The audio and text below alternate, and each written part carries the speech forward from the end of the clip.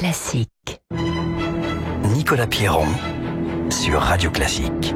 Open Space sur Radio Classique à 6h54. Bonjour Quentin Périnel. Vous avez décidé ce matin de nous faire commencer la journée par une réunion. Et oui Nicolas, il faut se mettre en jambes en ce début de semaine. Alors en piste, je vous emmène en réunion, ce moment incontournable de la vie de bureau. Et les réunions, c'est quelque chose que nous appréhendons tous, à part si on sait que quelque chose de décisif, d'important va s'y passer, ou alors l'extrême inverse. Si on a envie de se tourner les pouces pendant une petite heure, on est rarement enchanté à l'idée d'y aller. En réunion, on y va souvent à reculons.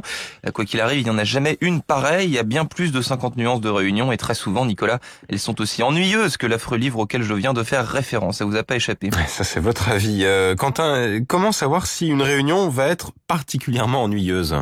Figurez-vous que je suis tombé sur un billet de blog très amusant qui a été publié par les consultants de l'APEC. Et dans ce billet, on trouve 22 signes annonciateurs d'une réunion difficile. Il semble que nos amis consultants ont été très inspirés par leur réunion de cette rentrée.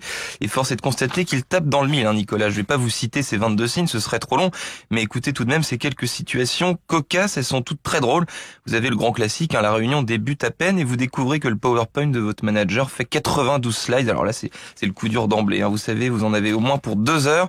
Autre chose qui peut être pire, quand le collaborateur qui préside la réunion demande à l'assemblée de ranger les smartphones. Alors là, aucun échappatoire possible. Les 92 slides, vous allez les copier 100 fois.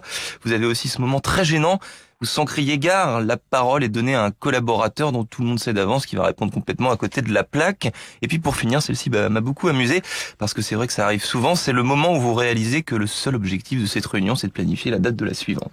L'enfer, effectivement. Merci beaucoup Quentin Périnel pour ces précieux conseils Open Space sur Radio Classique. Il est 7h-4.